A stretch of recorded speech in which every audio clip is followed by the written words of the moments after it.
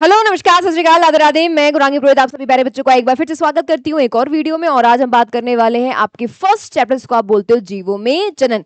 पूरा चैप्टर हम एक वीडियो में कंप्लीट करेंगे, पूरा रोड मैप बनाते हुए फ्लो चार्ट थ्रू पढ़ने वाले हैं। अभी तक आपने वन शॉट करा हुआ है, क्वेश्चन भी किए हुए हैं। अब एक शॉर्ट नोट कैसे बनाओगे, कौन कौन से इंपोर्टेंट टॉपिक हैं जो आपको पढ़ने चाहिए, वो सब आपको एक ही वीडियो में मिलने वाला है। तो आप सब बच्चे इस वीडियो को स्टार्टिंग से लास्ट तक जरूर देखिएगा। और अगर क्लास अच्छी लगेगी तो लाइक एंड शेयर भी आप सबको करना है। तो अपने हालचाल भी बता देना। स्टार्ट कर लेते हैं आपका क्या जिसको आप बोलते हो जीवों में जनन, कंप्लीट चैप्टर आपके एक वीडियो के अंदर। स्टार्ट करो भाई, स्टार्ट करते हैं भाई। पहले हमको पता होना चाहिए जीवों में जनन का मतलब जनन क्या है भाई। अगर हमको यही नहीं पता होगा कि जनन क्या होता है, फिर हमको कैसे पता लगेगा कि जीवों में जनन कैसे होगा। तो हम बात कर लेते हैं यहाँ किसके बारे में, हम बात करते हैं बेटा जी यहाँ पर जनन के बारे में कि भाई जनन क्या है। तो यहाँ सिंपल तरीके से आपके सामने चीजें लिखी हुई है कि वह जैविक प्रक्रिया यानी एक लाइफ प्रोसेस है। तो यहां लिखा हुआ है वह जैविक प्रक्रिया जिसके द्वारा जीव अपने ही समान नए संतानों को उत्पन्न करते हैं। ऐसी प्रक्रिया जहां पर जीव अपने ही समान संतति को उत्पन्न करते हैं उसे हम बोल देते हैं जनन। मुख्य बिंदु कुछ कुछ पॉइंट इसके बारे में, जनन के बारे में यहां लिखा हुआ है। सभी सजीव यानी जो लिविंग है, जो सांस लेते हैं, जिनमें जो विशेष क्रियाएं होती हैं उन सबको आप सजीव कहते हो। ये क्रिया सजीवों के अंदर ही होती है। निर्जीव यानी ये पैन ये क्रिया नहीं करेगा। तो यहां लिखा हुआ है सभी सजीव में पाया जाने वाला एक सार्वभौमिक लक्षण यानी सभी सजीव जनन की क्रिया करते हैं। साथ में लिखा हुआ है किसी एक जीव के जीवन काल के लिए भाई जरूरी नहीं है, सिंपल सी बात है। मैं बोलूँ ये जरूरी कि कोई जीव अगर जनन नहीं करेगा तो वो सजीव नहीं है, नहीं। एग्जाम्पल एक आता है खच्चर, खच्चर जनन की क्रिया नहीं करता है। तो कंपलसरी नहीं है, होता है 80-90% हम मान सकते हैं, लेकिन कंपलसरी नहीं है। इसलिए लिखा हुआ है, इसलिए ये आवश्यक, ऐसा नहीं कि करना ही पड़ेगा, जनन नहीं करोगे तो हम मर जाओगे, ऐसा भी नहीं है, ठीक है। लेकिन प्रजातियों को बनाए रखने के लिए, अपनी जाति की निरंतरता को बनाए रखने के लिए जनन करना जरूरी है। साथ में लिखा हुआ है एक पीढ़ी से दूसरी पीढ़ी तक जीवन को आगे बढ़ाने के लिए एक माध्यम है जनन। तो ये कुछ इंपोर्टेंट पॉइंट्स है और आपके सामने जनन की परिभाषा है। अब बात करते हैं कि जनन कितने प्रकार का होता है। तो जनन दो प्रकार का है, जिसको एक को आप कहते हो अलैंगिक जनन और दूसरे को आप कहते हो बेटा जी लैंगिक जनन। यहां लिखा हुआ है केवल एक जनक। अलैंगिक में हमको केवल एक जनक की आवश्यकता होती है, वो एक जनक ही अपने समान बच्चों को पैदा कर देता है। लैंगिक में हमको दो चाहिए, एक नर और मादा, अपोजिट, याद रखना। ऐसा नहीं है मैंने कहा कि दो जनक चाहिए तो आपको तो लड़के लड़की तो भी हो सकते हैं, नहीं। दो अपोजिट जेंडर की आवश्यकता होगी, एक नर और एक मादा। यहां पर मैंने लिख दिया, लिखा हुआ है युग्मकों का निर्माण नहीं होता है। और यहाँ पर प्राय हमारे पास जनक दो है तो यहाँ पर युग्मक भी बनते हैं, युग्मक भी बनेंगे और युग्मकों का क्या होगा, संलयन भी होगा। और यहाँ पर बिल्कुल सेम टू सेम अपने जनक की तरह बच्चे दिखते हैं, उसे हम कहते हैं क्लोन, यानी बिल्कुल ट्रू कॉपी अपने जनक की तरह दिखना क्या कहलाता है, क्लोन कहलाता है। किसके अंदर है ये, अलैंगिक जनन के अंदर।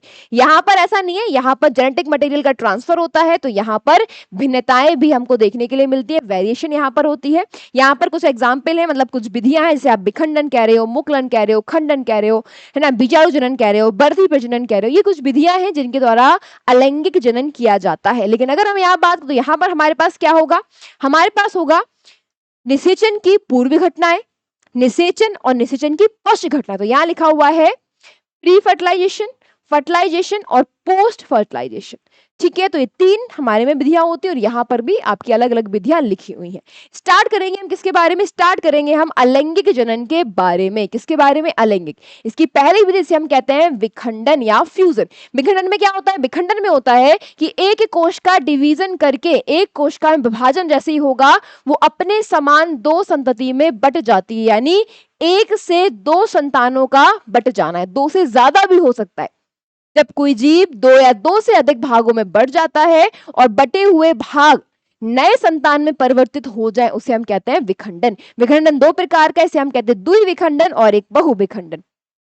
द्विविखंडन की परिभाषा नीचे लिखी हुई है, एक कोशिका विभाजित होकर दो समान संतति कोशिकाओं में बट जाए, केवल दो भागों में।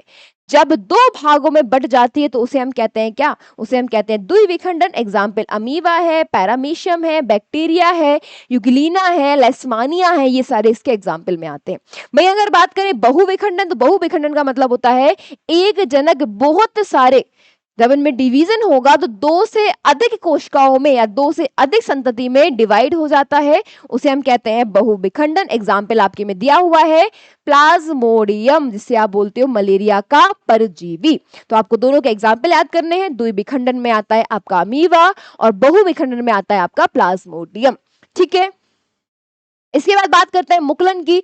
मुकुलन में क्या होता है? मुकुलन में जनक के शरीर से उभार निकलने लग जाता है, जैसे आप बड कहते हो या मुकुल कहते हो। वो जो मुकुल बाहर निकल रहा है शरीर से, वो मुकुल धीरे धीरे वृद्धि करके बड़ा होता है और जनक से अलग होकर एक नया जीव बना लेता है। तो यहाँ लिखा हुआ है जनक शरीर पर एक उभार बनता है जो बढ़कर नए जीव में विकसित हो जाता है और अलग हो जाता है। अमीबा सॉरी आपका हाइड्रा और ईस्ट, इन दोनों में एक ट्विस्ट है। हाइड्रा जब आप याद करो तो याद रखना हाइड्रा आता है आपका बहुकोशिकीय जीव में। हाइड्रा एग्जाम्पल लिखोगे आप बहुकोशिकीय जीव में, बहुकोशिकीय जीव का एग्जाम्पल है ये। ठीक है जी भाई, अगर हम ईस्ट की बात करें तो ईस्ट आता है आपका एक कोशिकीय जीव में। तो मुकुलन में भी बेटा आपसे पूछा जा सकता है एक कोश के जीव में एग्जाम्पल दो, बहुकोश में तो आपको बताना होगा ये है आपका हाइड्रा, ये है आपका ईस्ट और ये मुकुलन द्वारा अलैंगिक जनन करते हैं। इसके बाद होगा आपका खंडन। खंडन में आपको एग्जाम्पल याद करना हो स्पायरोगायरा, ये इंपोर्टेंट है, आपके सिलेबस में दिया हुआ है।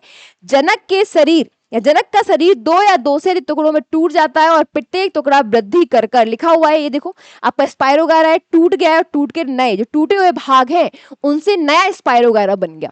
तो आपको एग्जाम्पल यहाँ जरूरी याद करने हैं कि खंडन द्वारा कौन जनन कर रहा है, विखंडन द्वारा कौन कर रहा है, मुकुलन द्वारा कौन कर रहा है। यहाँ पर एग्जाम्पल बहुत ज्यादा जरूरी है इस चैप्टर से। खंडन हो गया, उसके बाद आता है जिसको आप बोलते हो बीजाणु निर्माण। यहाँ पर स्पोर का फॉर्मेशन होता है। तो यहाँ लिखा हुआ है जनक की कोशिका के अंदर सूक्ष्म और चारों ओर का एक आवरण से ढका हुआ क्या स्पोर बनता है और ये अनुकूल परिस्थिति में नए जीव का निर्माण कर लेता है। आपको कुछ एग्जाम्पल याद करनी होगी, से आप बोलते हो राइजोपस, एक कवक का एग्जाम्पल है। आपको यहाँ पर फंड भी याद करना होगा, ये एग्जाम्पल है बने हुए, देखो ये राइजोपस और ये फंड। फंड आपको मिलेगा बेटा जब आप पहाड़ों में कहीं घूमने जाओगे ना, तो फंड आपको वहां पर देखने के लिए मिलता है। तो यहाँ पर होता है क्या, यहाँ पर बनता है बीजाडू, बीजाडू और साथ में एक और मैंने एग्जाम्पल बताया होगा क्लेमाइडोमोनास, वो भी इसमें ही आता है। ठीक है, साथ में एक पेनिसिलियम का भी मैंने बताया होगा आपको। तो पेनिसिलियम हुआ, क्लेमाइडोमोनास हुआ, राइजोपस हुआ, ये सब एग्जाम्पल किसके हैं, बीजाडू जनन के यानी स्पोर फॉर्मेशन के। ठीक है, अब बात कर लेते हैं यहाँ पर हमारे पास बढ़ती प्रजनन इंपोर्टेंट है। बढ़ती प्रजनन एक ऐसी विधि है जहां पर हम पौधे के जो कायिक भाग होते हैं, जड़, तना, पत्ती, इनसे बिना बीज के भी हम नए पौधे का निर्माण कर सकते हैं। आप लोगों को मैंने क्लास में याद भी कराया था कि आपके एग्जाम में एमसीक्यू क्वेश्चन में बहुत आते हैं कि प्रकंद द्वारा कौन कौन से बन रहे हैं, कंद द्वारा कौन सा बन रहा है, भूस्तारिका है ना, ये बताए हैं मैंने, उपभूस्तारिका है, सबसे ज्यादा इंपोर्टेंट मैंने याद करवाया था जलकुंभी। अगर आप लोगों को नहीं याद हो तो याद रख लेना, जलकुंभी जिसको हम क्या कहते हैं, जिसको हम बंगाल का आतंक कहते हैं। मैंने आपको क्लास में भी बताया था कि ये इंपॉर्टेंट टॉपिक है, प्लीज इसको बहुत ध्यान से पढ़िएगा। अगर कहीं पर दिक्कत होती तो फिर मैं आपके साथ हूं, लेकिन वन शॉट भी आपको इस चैनल पर देखने के लिए मिल जाएगा। भूस्तारिका का एग्जाम्पल होता है आपका जलकुंभी, जरूर याद करिएगा। एक आपको याद करना होगा पत्ती के द्वारा, तो एक आपका इसको आप बोलते हो ब्रायोफिल्लम। ठीक है, कंद आलू, प्रकंद, अदरक, ये आपको याद रखना है। साथ में कटिंग के द्वारा कृत्रिम रूप से, कटिंग गुलाब वगैरह में काम आती है। कृत्रिम रूप से दाव लगाना, जो चमेली वगैरह आपके होते हैं वो यूज करते हैं। ग्राफ्टिंग, ग्राफ्टिंग में आपके आम और सेब आते हैं। यानी जो आपका कायिक प्रजनन है इसको हम कायिक प्रजनन बोलते हैं, कायिक प्रवर्धन बोलते हैं, वर्धी प्रजनन बोलते हैं। तो इन सब में कृत्रिम और प्राकृतिक दोनों रूप से क्रियाएं देखने के लिए हमको मिल रही है। ठीक है, तो यहाँ पर मैंने प्राकृतिक के 3 और आपके कृत्रिम के 3 उदाहरण लिखे हुए हैं, तो आप इनको जरूर याद करना। जलकुंभी जरूर याद करना, बंगाल का आतंक हम उसको कहते हैं, और ये करता है भूस्तारिका द्वारा आपका बच्चे पैदा जो होते हैं, इसके जो आपके नए जलकुंभी बनते हैं। ठीक है, बच्चे ही होते हैं वैसे, जो नया पौधा बनना वो पौधे का बच्चा ही तो है तो आप ह्यूमन की तरह इसको याद कर लो। ठीक है, अब बात कर लेते हैं हम बात करते हैं लैंगिक जनन के बारे में। अब हम एक्चुअल बच्चों की बात करें, क्योंकि आप पौधों के बच्चों को पौधे का बच्चा नहीं मानते, लेकिन इंसान के बच्चों को तो इंसान का बच्चा मानते हो। ठीक है, क्योंकि एक बार मैंने क्लास में बोला कि जलकुंभी के बच्चे बन जाते, तो अरे दी जलकुंभी के बच्चे कैसे बने, अरे भाई जलकुंभी से जलकुंभी का बनना, दिमाग तो लगा ही सकते हो। आओ भाई, अगर हम बात करते हैं लैंगिक जनन की, तो मैंने आपको बताया 3 चरणों में होता है। एक होता है निषेचन की पूर्व घटनाएं, एक होता है निषेचन, फिर होता है निषेचन की पश्च घटनाएं। तो यहाँ समझो, निषेचन के पूर्व घटनाओं का मतलब होता है कि पहले क्या होगा, हमारे युग्मकों का निर्माण होगा, यानी हमारे गैमेट्स का निर्माण होगा। तो यहाँ पर होता है गैमेट का फॉर्मेशन, और फिर होता है युग्मकों का, आपके गैमेट का परिवहन, यानी एक जगह से मेल और फीमेल बॉडी में जाएंगे, मेल से फीमेल बॉडी में जाना, यानी युग्मकों का स्थानांतरण कह सकते हो आप, कि दोनों को पास पास मिलाने के लिए उनको एक जगह दूसरी जगह पर भेजना पड़ेगा। दूसरा होता है फिर हमारे नर और मादा युग्मक पास पास आके क्या करेंगे, संलयन करेंगे, फ्यूजन करेंगे और हमारे जाइगोट का निर्माण करेंगे। जाइगोट निर्माण के बाद फिर बनता है हमारा क्या, फिर होता है इसमें विभाजन, और फिर होता है हमारा भ्रूणोद्भव, यानी हमारे बॉडी के अंदर भ्रूण बनता है और फिर एक बच्चा बन जाता है। तो ये तीनों प्रोसेस आपको एक एक करके देखनी है।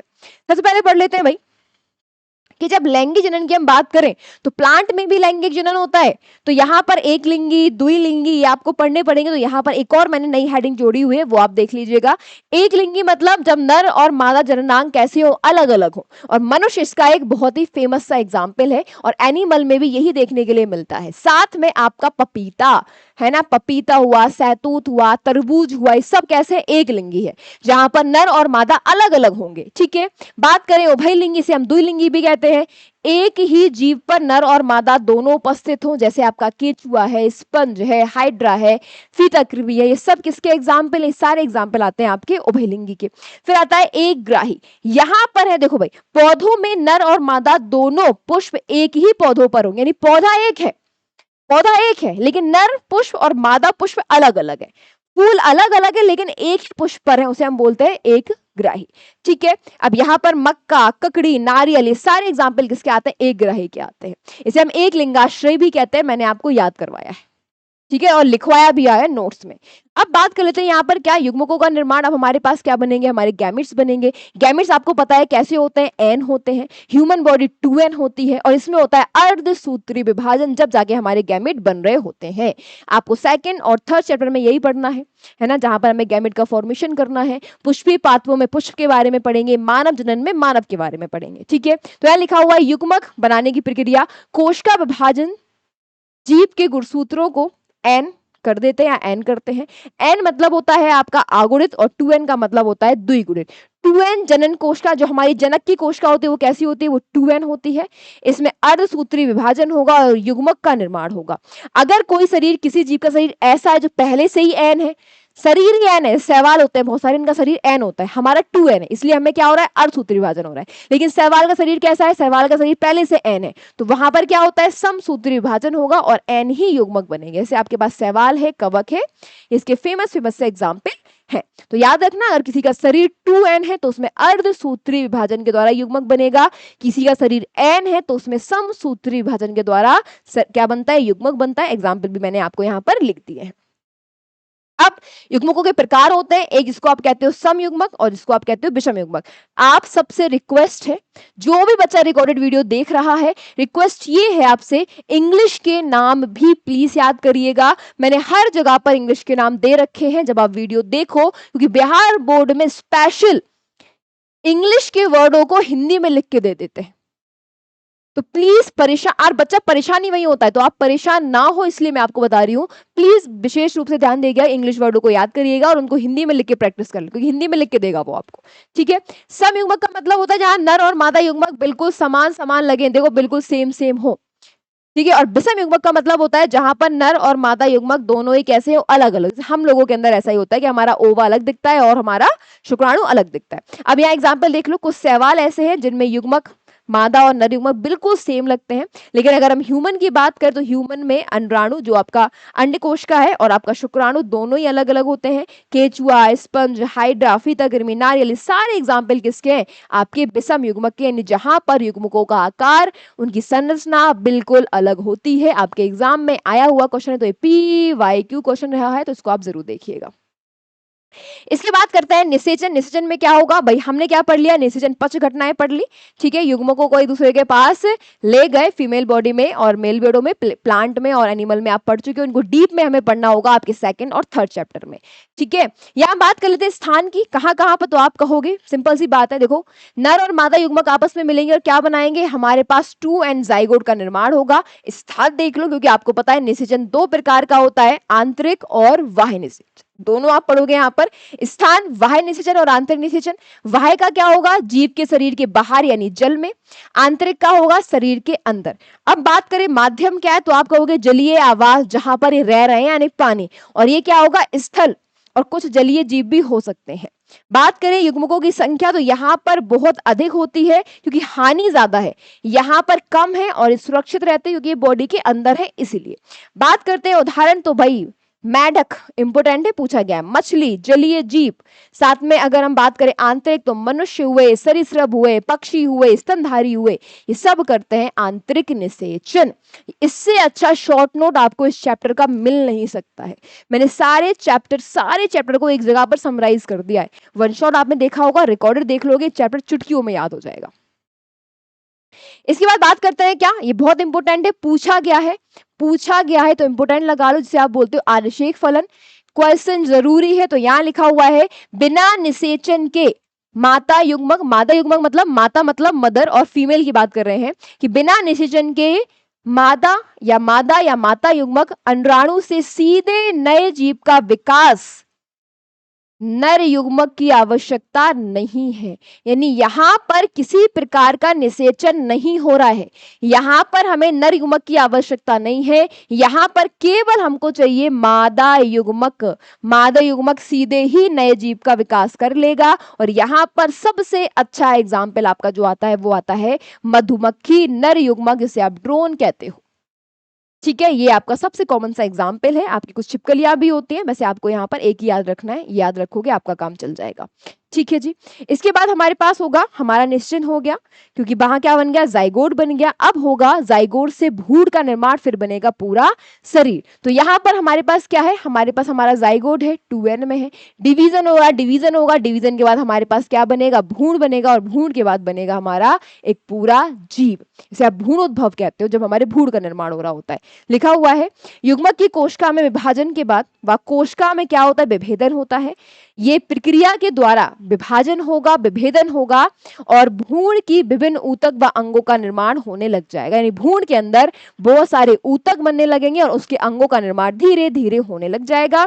कोशिका विभाजन, कोशिका विभेदन क्या करता है, आकार की मतलब जो भ्रूण आपका बन रहा है, यानी हमारे शरीर को आकार देना, हमारे शरीर में उंगलियां, मुंह, दिल, धड़कन, सब कुछ का बनना कैसे होता है, डिवीजन के द्वारा ही होता है।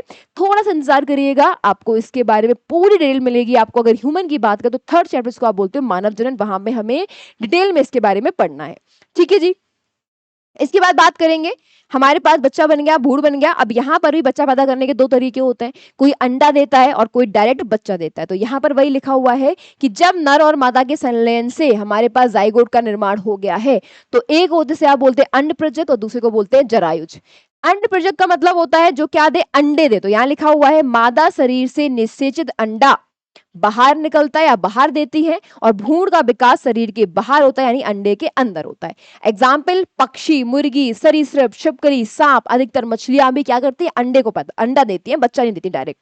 अगर बात करें जरायुज में तो हम आते हैं, भ्रूण का विकास मादा के शरीर में होता है और बच्चा विकसित होकर ही जन्म लेता है। जैसे हम ह्यूमन के अंदर ऐसा होता है, गाय, कुत्ता, अधिकतर जो स्तनधारी है वो सब क्या करते हैं, वो सब बच्चा पैदा करते हैं, हम कैसे हैं, जरायुज है, ठीक है। और अंडप्रजक कौन है, वो आपके लिख दिए मैंने, पक्षी, सरीसृप वगैरह जो अंडे देते हैं, वो, और जो बच्चे देते हैं वो जरायुज, ठीक है। तो ये आपके सामने आपके एग्जाम्पल हो गए हैं, और इतना ही आपके इस चैप्टर में आपको पढ़ना है। और यहाँ पर कंप्लीट होता है हमारा फर्स्ट चैप्टर, यानी यहाँ पर होता है दी एंड, ठीक है। ऐसे ही अगर आपको शॉर्ट नोट चाहिए तो प्लीज सारे बच्चे कमेंट करके जाइएगा, दीदी सारे चैप्टर के सारे चैप्टर के ऐसे ही रिकॉर्डेड वीडियो, ऐसे ही पूरा हमको चैप्टर एक वीडियो में समराइज वे में मिल जाएगी, कौन-कौन टॉपिक इंपॉर्टेंट है, कैसे शॉर्ट नोट, ये आपके शॉर्ट नोट है, ज़रूर बनाइएगा इनको। बकाया मिलेंगे आपको आपके नए चैप्टर में। कमेंट ज़रूर करना है कि आप लोग चाहते हो तो डेफिनिटली हम इस चीज़ को कंटिन्यू रखेंगे। तो आप सबके कमेंट बहुत मूल्यवान है हमारे लिए। आपके कमेंट से हमें मोटिवेशन मिलता है, तो ज़रूर शेयर करिएगा, कमेंट करिएगा, लाइक करिएगा और जुड़े रहिए हमारे साथ बिहार बोर्ड RWA पर। मिलते हैं बहुत ही जल्द, तब तक के लिए नमस्कार, थैंक यू सो मच, जय हिंद।